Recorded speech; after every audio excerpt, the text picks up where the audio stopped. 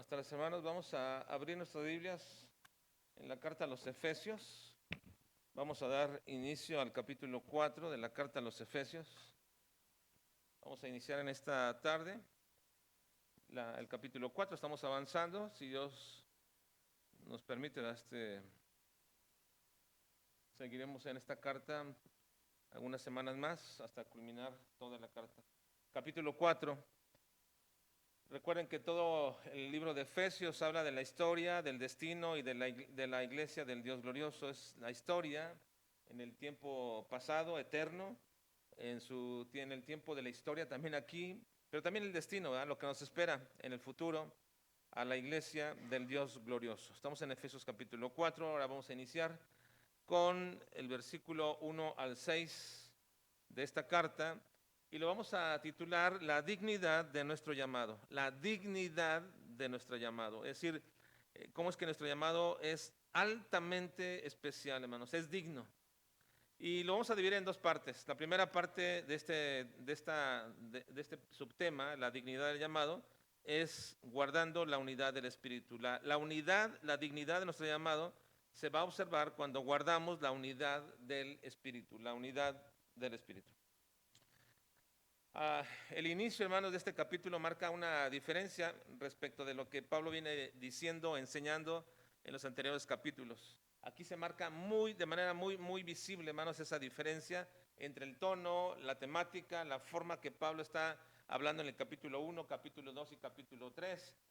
Ahora va a ser un cambio. Pablo comienza a hablar ahora del presente de la iglesia, es decir, lo que debe de ser la iglesia respecto a su desarrollo, su comportamiento, su trabajo y cómo debe llevarlo a cabo. La iglesia no solamente es el lugar donde como creyentes nos venimos a reunir, no es este templo. En realidad la iglesia no solamente es la reunión de creyentes en sí misma, aunque por supuesto que lo implica, pero va mucho más allá. Hay cosas que el apóstol Pablo nos va a enseñar a cada uno como parte de esa iglesia, y lo vamos a ver precisamente en los restantes tres capítulos, capítulo 3, capítulo 4, 5, y luego el capítulo 6 va a ser muy especial, ¿verdad? Nos va a hablar de un evento muy especial, que es una lucha, una guerra espiritual que se está sucediendo contra la iglesia. Pero vamos a ir avanzando en esta parte. Entonces ahora en el capítulo 4, Pablo comienza a hablarnos del desarrollo, el comportamiento y el trabajo que la iglesia debe llevar a cabo, lo que la iglesia debe de hacer. Así que Pablo comienza esta nueva fase de enseñanza con un asunto muy especial. La dignidad del llamado. La dignidad del llamado. Debido, hermanos, a que el apóstol Pablo hace aquí la alusión al llamado, Pablo lo establece bajo dos aspectos de ese llamado. Primero, el primer llamado es a mantener la unidad del Espíritu, que es lo que vamos a observar. Y el segundo aspecto es a mantener la unidad de la doctrina de la iglesia. Así que, por eso digo que vamos a observar esta dignidad de llamado en dos etapas. Primero, el llamado es a mantener la unidad del Espíritu. Y la segunda parte, el llamado es a mantener la unidad de la doctrina. Así que de esta manera observaremos, si Dios nos permite, esta semana, la primera parte y la próxima que viene, la dignidad en cuanto al llamado de mantener la doctrina. Así que vamos a empezar, hermanos, en este momento con nuestro pasaje, y estos dos aspectos nos van a llevar a entender lo que es la verdadera unidad. ¿En qué consiste realmente la unidad? Normalmente siempre pensamos en unidad dentro de una iglesia en que todos estemos de acuerdo en todas las cosas, en que todos podamos convivir como hermanos, que no haya desavenencias y que los problemas posibles que se puedan presentar se solucionen de la manera más sencilla y sin afectaciones grandes. Así pensamos normalmente en cuanto a la unidad de una iglesia. Ahora, por supuesto, todos nosotros desearíamos eso. ¿Quién no desea eso en su propia familia? ¿Quién no desea eso dentro de la propia iglesia? Por supuesto que lo deseamos y por supuesto que también lo implica, pero no está limitado a eso. La unidad dentro de la iglesia no está limitado al hecho mismo de mantener un ambiente como tal donde todo esté perfectamente muy agradable para todos. Lo deseamos, lo queremos, todos desearíamos un ambiente así, pero en la práctica esto es imposible. Como no es posible que en tu propia familia, que es el núcleo más cercano, más pequeño que tienes, No es posible que no haya desavenencias, que no haya problemáticas. Como eso no es posible, tampoco podríamos pensarlo que lo hubiera en un grupo mucho más grande como es la iglesia. Y la razón es sencilla. ¿Por qué? Porque la iglesia está compuesta de gente pecadora. La iglesia está compuesta de gente pecadora y es imposible, aunque nos parezca un sueño muy apreciado y deseado, es imposible que en la iglesia haya ese tipo de unidad soñada en la cual todos desearíamos que no hubiese ninguna desaveniencia. Y para que esto llegara a suceder, necesitaríamos que los que formamos parte de esta iglesia, pues dejáramos de pecar. El día que usted deje de pecar, pues comenzaría probablemente a observar un poquito diferente la iglesia, en el sentido de la unidad que a veces todos apetecemos o deseamos. Y eso no va a suceder ahora, hermanos. ¿Cuándo va a suceder esto? Pues mientras estamos aquí en la tierra, nunca, nunca. Eso será imposible. Pero eso no quiere decir que la iglesia del Señor no sea una iglesia santa. Eso no quiere decir eso. El hecho de que esté compuesta de gente pecadora no significa que la iglesia del Señor no sea una iglesia santa. Porque la santidad de la iglesia, hermanos, no va a depender de ninguno de sus miembros ni de la impecabilidad de cada uno de ellos. La santidad de la iglesia no depende de la impecabilidad de los miembros de la iglesia. La santidad de la iglesia depende de la cabeza de la iglesia, que es Jesucristo. La santidad de esta iglesia, hermanos, no depende de ningún miembro ni de su impecabilidad. Porque si eso dependiera, no habría de ninguna manera por qué llamarle a la iglesia santa, una iglesia santa. Así que la santidad de esta iglesia va a depender de la cabeza de la iglesia. Y la cabeza de la iglesia es el más perfecto y más santo de todos los hombres que han vivido en la tierra y que a la vez también es nuestro Señor y nuestro Dios, el Señor Jesucristo. Así que fuimos llamados por el más santo de todos los santos. Fuimos llamados por Jesucristo. Fuimos llamados por Dios a la salvación. Fuimos llamados por Jesucristo para ser parte de su iglesia. Así que es responsabilidad de todo hijo de Dios y todo miembro de esta iglesia el vivir de acuerdo a ese llamado santo. Es responsabilidad de todo creyente, de todo hijo de Dios, vivir de acuerdo al llamado santo de nuestro Dios. Vean 2 Timoteo capítulo 1, versículo 9, dice lo siguiente. Quien nos salvó y llamó con llamamiento santo. ¿Cómo nos llamó? ¿Con llamamiento qué? Santo. No nos llamó para nosotros porque éramos santos. Nos llamó con llamamiento santo. Y la aclara, no conforme a nuestras obras, sino no sería un llamamiento santo de esta manera. No conforme a nuestras obras, sino según el propósito suyo y la gracia que nos fue dada en Cristo Jesús antes de los tiempos de los siglos. Así que la dignidad de nuestro llamado proviene de quien nos llamó. Nos llamó. Ahora, 1 de Pedro capítulo 2, versículo 9 dice: mas vosotros sois linaje escogido, real sacerdocio, nación santa, pueblo adquirido por Dios, para que anunciéis las virtudes de aquel que os llamó de las tinieblas a su luz admirable. Así que cuando hablamos del llamado de nuestro Dios, estamos hablando en primer lugar del llamado a la salvación y en el mismo tiempo del llamado a ser parte de la iglesia del Señor. Y eso, hermanos, eso debería de ser para nosotros una alta dignidad que no merecemos. Ser llamados por el Señor a la salvación y ser llamados para ser parte de su iglesia es algo que no merecemos nosotros. Por eso es que el apóstol Pablo, hermanos, en este capítulo 4 va a iniciar a explicarnos precisamente la dignidad de nuestro llamado. ¿Y cuál es la primera parte de esta dignidad llamado? A mantener o guardar la unidad del Espíritu. Vamos a empezar, vamos a ver lo que dice Pablo en esta carta. Versículo 1, por favor, vean por favor, hermano. Versículo 1, dice, todos leamos. Yo pues, preso en el Señor,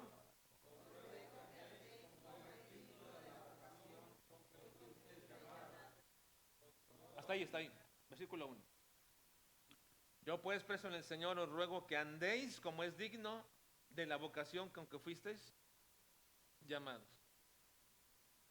Así que este versículo 1, el apóstol Pablo nos habla del gran privilegio de haber sido llamados. ¿Cuál es ese gran privilegio de haber sido llamados? Este versículo habla de eso. El versículo nos habla de este privilegio de haber sido llamados. Pablo, aunque estaba preso por causa del evangelio de Jesucristo, a pesar de eso, él exhorta a los efesios a que al igual que él, vivan de acuerdo a ese privilegio, a sentirse privilegiados de haber sido llamados. Todos los cristianos, hermanos, todos nosotros los cristianos deberíamos sentirnos dichosos de haber sido llamados a ser sus hijos. Todos deberíamos sentirnos tan agradecidos, tan privilegiados de ser parte de sus ovejas, de ser parte de su iglesia. Y aquí está uno de los aspectos por los cuales cuando uno cree en la soberanía de Dios en cuanto a la salvación, se siente privilegiado de haber sido llamado. Hace algún tiempo alguien discutía y decía, bueno, es que ustedes que creen que fueron privilegiados porque Dios los llamó, ustedes se creen más. Digo, no, en realidad no, nos creemos menos, mucho menos. Por eso Pablo, cuando entendía esta verdad de la soberanía de Dios, de cómo Dios le llamó y le apartó desde el vientre de su madre, él decía, yo soy el peor de todos, ¿verdad? Yo soy el último, el menospreciable, el que menos pensaría uno, soy esa clase de personas. Bueno, precisamente es así, hermanos, cuando uno logra entender la soberanía de Dios en cuanto a la salvación, uno no se siente más, sino se siente realmente, hermanos, privilegiado porque no lo merecíamos. Este es aspecto muy importante en cuanto a la soberanía de Dios. Cuando uno cree en ello, se siente privilegiado de haber sido llamado, a diferencia de aquellos que creen que tuvieron que ver algo en su salvación. Ellos se pueden gozar de ser salvos igual que nosotros, y nos gozamos igual. Ellos se pueden gozar de ser salvos por Jesucristo, también nosotros. Pero lo que no se pueden gozar ellos, si ellos creen que tuvieron cierta participación, si ellos creen que tuvieron cierta inclinación, si ellos creen que dependió de ellos su salvación y que dependió de su libre albedrío, de su voluntad, el querer ser salvos, si ellos piensan así, entonces, aunque se pueden gozar de la salvación, no se pueden gozar de haber sido o sentido llamados por el Señor. Esa es una gran diferencia, hermanos.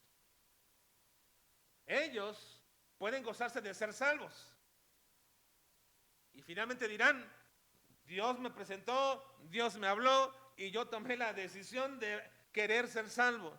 Pero cuando uno entiende perfectamente que la soberanía de Dios en toda ella actuó el Señor para llamarnos sin merecerlo y no hicimos absolutamente nada para poder ser salvos, entonces uno se siente muy privilegiado de ese llamamiento, el llamamiento de Dios a la salvación.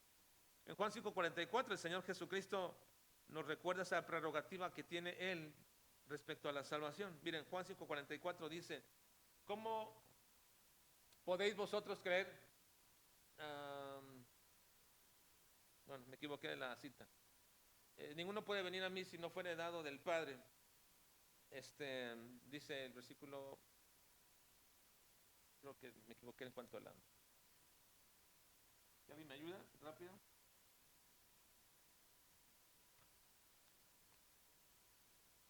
Juan 6. Y Juan 6:44, perdón.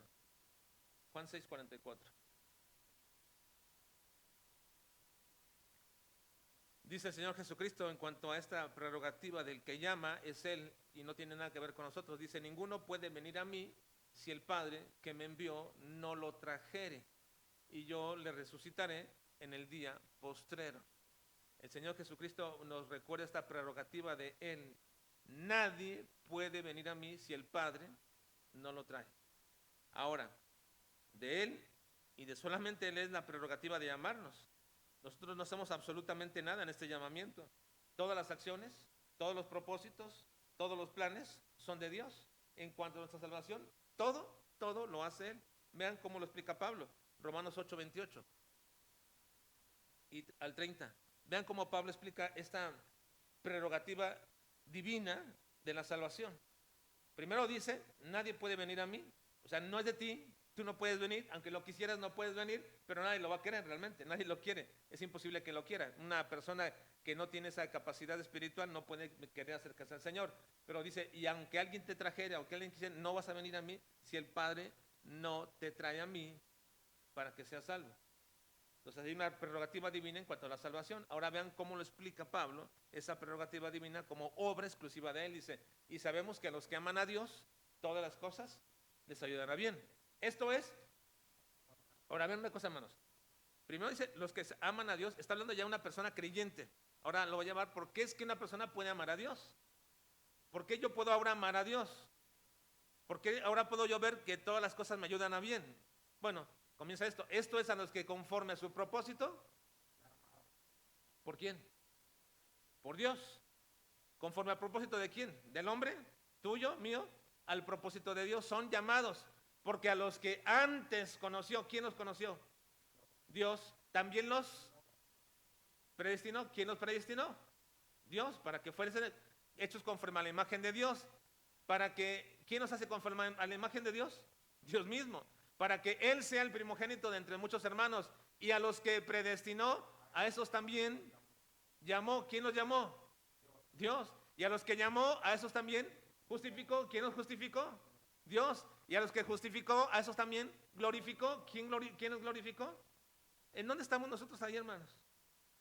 ¿En dónde hay un pequeño ápice nuestro de participación en la salvación? Nada. Absolutamente nada. Así que Pablo dice, yo pues preso en el Señor, os ruego que andéis como es digno de la vocación con que fuisteis llamados. Pablo nos está hablando del gran privilegio que es haber sido llamados. Ahora Pablo le añade a ese llamamiento un término muy especial. Le dice que andemos conforme a la vocación. La vocación, hermanos, es la inclinación que alguien puede tener hacia una actividad. Por ejemplo, decimos normalmente que un maestro de escuela, un profesor, hay una gran diferencia entre los que lo hacen como un trabajo y quienes lo hacen por una vocación. Y así hay muchas cosas en cuanto a la vocación. Decimos que la vocación, hermanos, es la inclinación que una persona tiene hacia una actividad. Se usa para hablar de una profesión o se usa para hablar de un estado en particular. Hay una vocación en este sentido. Es decir, se habla del camino que debe seguir tu vida. Esa es tu vocación, el camino de tu vida. Así que Pablo está diciendo que nuestro llamado no solamente, hermanos, está dentro de la iglesia.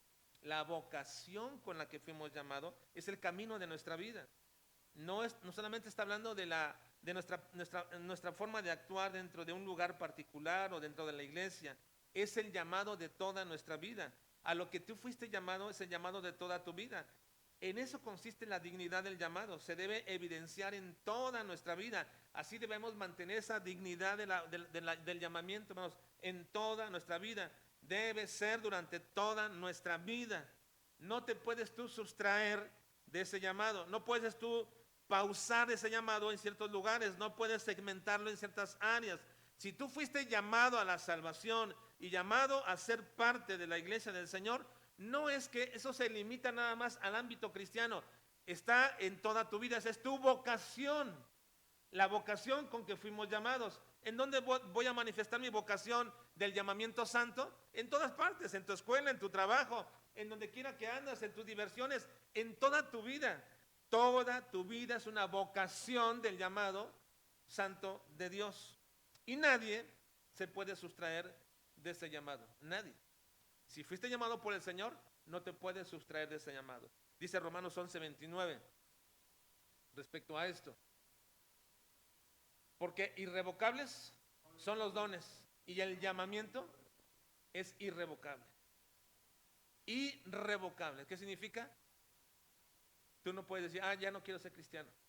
No, cuando alguien dice, bueno, ya me voy de la iglesia, vivo como la vida antigua, no, en realidad nunca fuiste un cristiano. Nadie se puede sustraer del llamado de Dios. Nadie. Ahora, hermanos, fíjense. Si Dios nos llamó, es un alto privilegio. Y por eso Pablo, estando en prisión, dice, les ruego, aunque estoy preso en el Señor, yo les ruego que anden como es digno. Que muestren la dignidad, que se sienten tan dignos de que ustedes fueron llamados por el Señor. Ahora, Pablo utiliza la palabra vocación, ya expliqué, para que nos hable precisamente de todo el proceso de nuestra vida. La vocación es el camino de tu vida. Pero también vocación, hermano, significa llamado. De hecho, eso significa la palabra vocación, llamado. Viene del latín y significa llamado. Así que Pablo está haciendo aquí una redundancia de términos. Le ruego, le dice Pablo, le ruego en el Señor que ustedes anden como es digno del llamado con que fuisteis llamados. Del llamado con que fueron llamados. Así que la vocación parece ser, hermanos, una redundancia de términos, pero el propósito de Pablo, hermanos, es establecer el gran privilegio del cual fuimos llamados. ¿Y cómo es que nosotros deberíamos responder a ese privilegio? ¿Y cómo es que yo debería manifestar que me siento tan privilegiado del llamamiento de Dios a la salvación, del llamamiento de Dios a ser parte de esta iglesia? ¿Cómo es que me siento tan privilegiado de parte de Dios de que me haya llamado? Bueno, los versículos 2 y 3 nos dicen cómo deberíamos nosotros manifestar esa dignidad del llamado. Vamos a leer versículos 2 y 3 y me voy a centrar en la frase final del versículo 3. Vamos a leerlo, hermanos. Entonces, ¿cómo voy a manifestar yo esa dignidad de mi llamado? Vean, por favor, versículos 2 y 3. Leamos.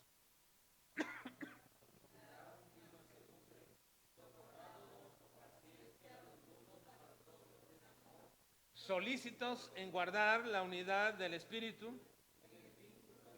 Así que, hermanos, en primer lugar, Pablo está diciendo que si siento una dignidad tan grande de haber sido llamado por el Señor, y si me siento de esta manera tan privilegiado por ello, Pablo dice, bueno, entonces anda como es digno. Es decir, vive como es digno de esa vocación. Tu vida debe manifestar esa dignidad del llamado. ¿Y cómo debe de ser? Pablo dice, bueno, pues con toda humildad, mansedumbre, soportándote con paciencia los unos con los otros en amor, solícitos en guardar la unidad del Espíritu en el vínculo de la paz. Así que esta es la primera parte, hermanos, de cómo se manifiesta la dignidad de nuestro llamado en guardar la unidad del Espíritu. ¿Qué es la unidad del Espíritu, hermanos? Parece algo peculiar que Pablo diga que se puede guardar la unidad del Espíritu con el hecho de que los creyentes sean humildes, que sean mansos, que se porten entre sí de manera amorosa, que mantengan la paz y que de esta manera, al hacerlo así, guardan la unidad del Espíritu. Pero ¿qué significa, hermanos, la unidad del Espíritu? Si la palabra Espíritu no se escribiera con mayúscula, mostrándonos que es un sustantivo, entonces diríamos que Espíritu con minúscula se referiría al Espíritu que debe reinar entre los hermanos. Guarden la unidad del Espíritu que hay entre ustedes, que debe reinar entre ustedes como iglesia.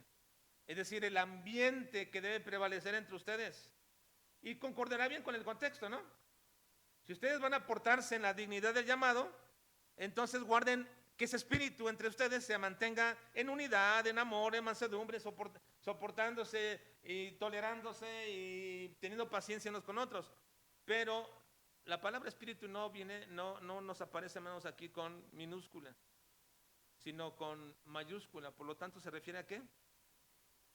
Al Espíritu Santo. Pero pregunto, ¿qué significa guardar la unidad del Espíritu? ¿Qué significa eso de guardar la unidad del Espíritu? ¿Qué es eso? ¿Cómo es que guardamos nuestra unidad con nuestro comportamiento en la unidad del Espíritu?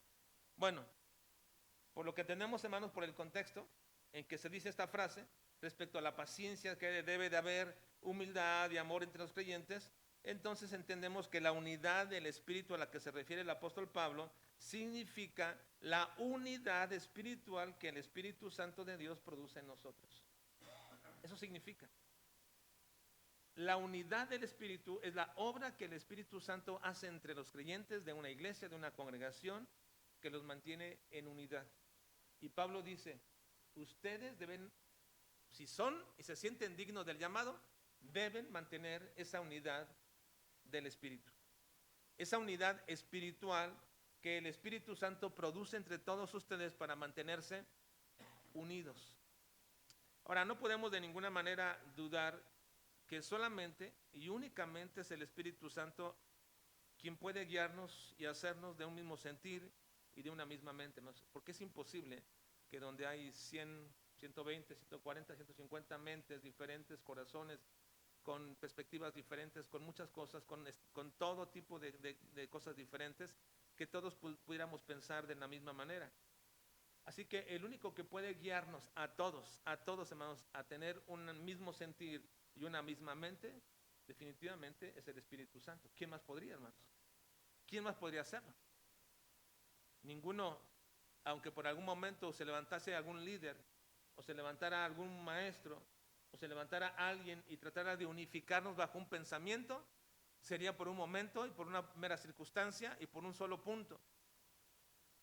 Pero mantenernos en unidad espiritual, en un mismo sentir y en un mismo pensamiento, no es posible si no es una obra particular del Espíritu Santo en el corazón de cada creyente, que los unifica dentro de la iglesia. Miren, Filipenses capítulo 2, versículo 2 dice esto. Dice, completad mi gozo, sintiendo lo mismo, teniendo el mismo amor, unánimes, sintiendo una misma cosa. Ahora, ¿cómo se logra eso? ¿Cómo lograr esto? ¿Cómo lograr tener el mismo sentir, tener el mismo amor, estar unánimes, sintiendo una misma cosa? ¿Cómo se puede hacer eso dentro de una congregación? Pues la única forma es que guardemos la unidad del Espíritu. Es decir, lo que provoca el Espíritu Santo en mí, en mi corazón, en unidad con la iglesia, esa es la única labor y la única obra que el Señor nos pide que la mantengamos y la guardemos. Y así nos hace también de esta manera uno en Cristo. Pero no es que todos lleguemos a pensar de la misma manera en todas las cosas. Porque en el proceso, hermanos, de la vida de cada creyente, cada uno está madurando de manera diferente. Cada uno madura de manera diferente. Aquí ya vemos gente con mucho tiempo en los caminos del Señor. Hay gente que tiene poco tiempo que ha conocido al Señor Jesucristo. Hay gente que tiene mucho tiempo en el Señor y aún bajo eso, en sus experiencias ya tienen prejuicios sobre algunas cosas. Así que es muy diversa la forma de pensar de todos nosotros. Así que cuando dice que cómo podemos mantener un mismo sentir, ¿cómo sería todo esto? Que todos pensáramos de la misma manera en todo tiempo sobre todas las cosas. Bueno, realmente eso sería imposible. Sería imposible, hermanos. Esta unidad que hace el Espíritu Santo, la unidad del Espíritu, no es haciendo que todos de manera automática pensemos igual sobre todos los mismos asuntos. Estoy seguro ahorita que si les hablaba yo de 5 situaciones o 5 circunstancias dentro de la iglesia y pidiera a cada uno su opinión, todos tendríamos opiniones diferentes, divergentes y opuestas. Y estoy seguro que muy pocos se moverían de su postura. Muy pocos. Así que ¿a qué se refiere la unidad del Espíritu? Esta unidad del Espíritu, hermanos, es mantenida por el vínculo de la paz. Así que cuando hablamos de la unidad del Espíritu y un mismo sentir, a lo que nos referimos no es a que todos pensemos de la misma manera sobre todas las cosas, sino que el Espíritu nos lleva a mantener armonía en todos los diferentes puntos de vista. Yo puedo tener un diferente punto de vista de algunos de ustedes y ustedes de mí, pero la unidad del Espíritu, hermanos, no es que tú pienses igual que yo y yo que tú. No se puede, es imposible, no podemos hacerlo. La unidad del Espíritu es a mantener la armonía en todos los diferentes puntos de vista. Podemos tener diferentes puntos de vista, pero ¿podemos mantener armonía, hermanos? ¿Puede haber armonía? Sí. ¿Y cómo puede haber armonía, hermanos? Cuando tú tienes un punto de vista diferente y yo un punto de vista diferente, ¿cómo podemos tener esa armonía? ¿Cómo podría suceder esto? ¿Cómo puede haber dentro de la iglesia armonía en los diferentes puntos de vista? Bueno, lo dice Pablo, en el vínculo de la paz. Las disputas frecuentes generan odio y generan resentimientos. El poder mantener la paz, hermanos, es cuando deseamos que la bondad fraternal sea permanente entre nosotros.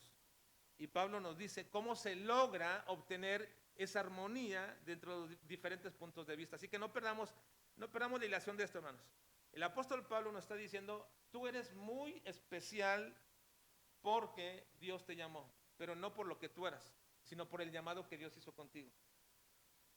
Tú no eras nadie, pero Dios te llamó. Y ahora eres especial por ese llamado. Siéntete digno de ese llamado. ¿Y cómo voy a manifestar esa dignidad de llamado? Manteniendo la unidad del Espíritu. ¿Cuál es la unidad del Espíritu? No es que todos pensemos igual, sino que mantengamos armonía en las diferentes puntos de vista que tengamos, en las diferentes formas de ver las cosas. Mantener armonía. ¿Y cómo se mantiene esa armonía? Pues ahora sí Pablo nos lleva precisamente al versículo 2. ¿Cómo se mantiene la armonía? Versículo 2 dice, lean conmigo, dice,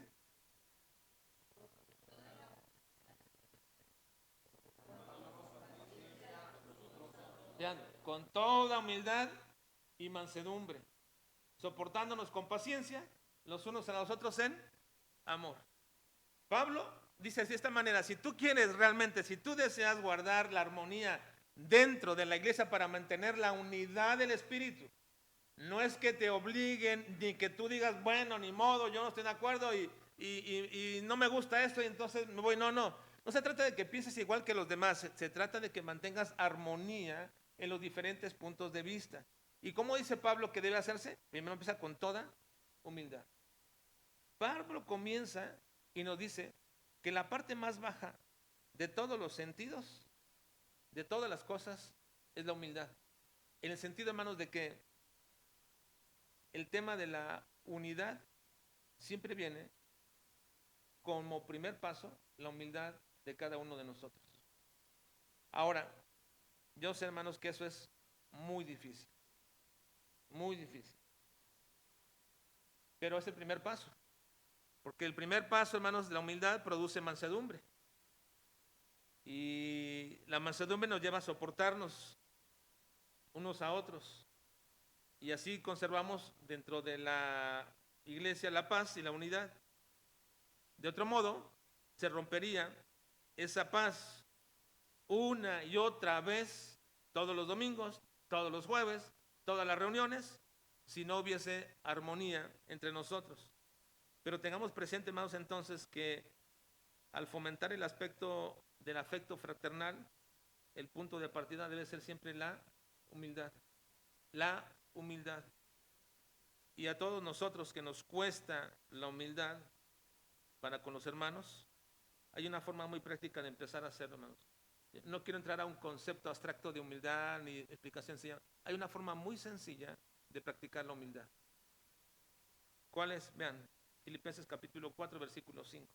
Dice, leamos, vuestra gentileza sea conocida de todos los hombres. El Señor, miren, hermanos, la primera práctica que todos deberíamos de hacer, porque nos cuesta, y hay que reconocernos cuando nos cuesta ser humildes, el aceptar cuando alguien viene y me llama la atención por un asunto que es claro respecto a algo que no está adecuado.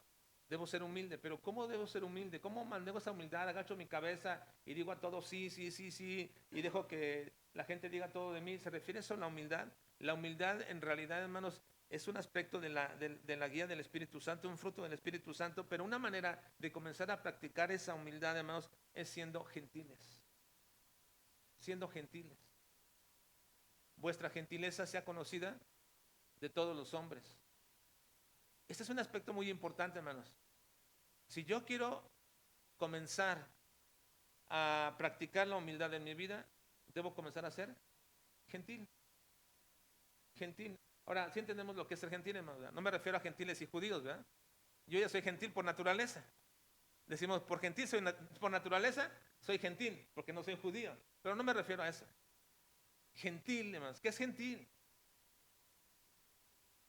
Otra vez estaba escuchando a un pastor, ¿verdad?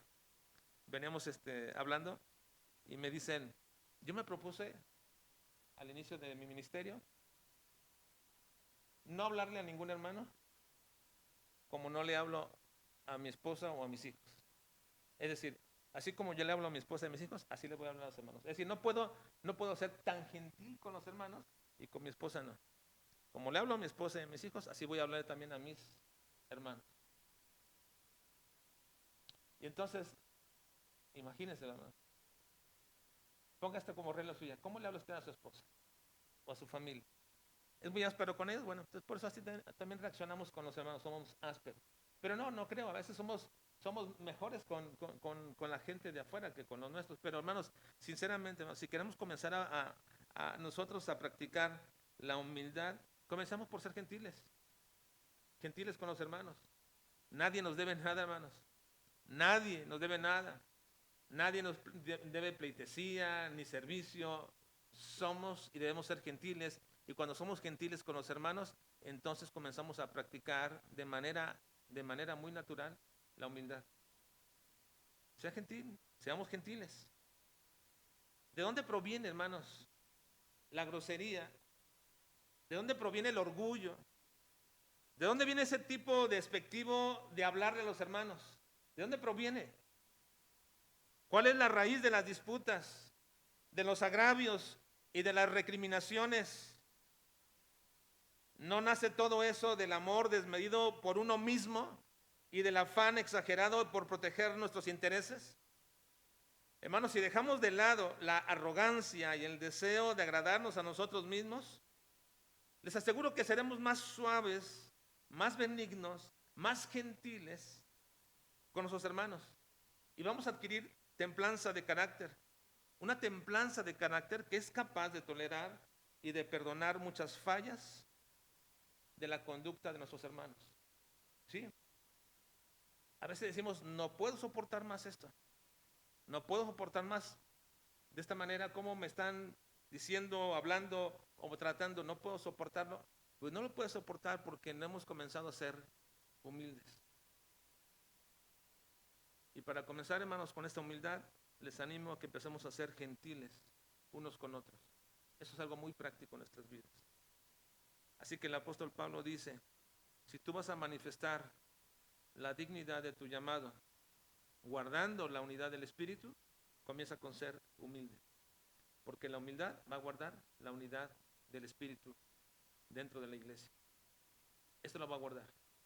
No es que todos pensemos iguales, sino que todos podemos mantener armonía aún en aquello que somos divergentes de opiniones. Esta es nuestra primera característica del llamado o la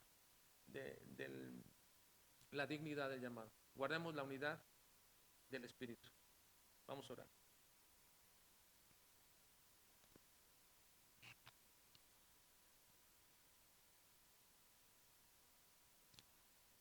Padre, te suplicamos que nos ayudes a comenzar en nuestras propias vidas, Señor, a establecer pautas de humildad. El apóstol Pablo, guiado por tu Espíritu Santo, nos enseña que para guardar esa unidad del Espíritu necesitamos, Señor, comenzar a ser humildes. Y qué refrigerio, qué gozo, qué alegría es cuando comenzamos a cambiar nuestras actitudes. Cuando comenzamos, Señor, a dejar lo que hacíamos siempre, con prejuicios. Y comenzamos, Señor, a practicar humildad entre nosotros. Y comenzamos, Señor, a ser gentiles unos con otros. Somos una iglesia, somos un cuerpo que tú has llamado, Señor, y queremos ser y comportarnos dignos de ese llamado. Ayúdanos, Padre. Ayúdanos a comenzar nosotros a manifestar la dignidad de este llamado. Te lo pedimos, Señor, y lo suplicamos en Cristo Jesús. Amén.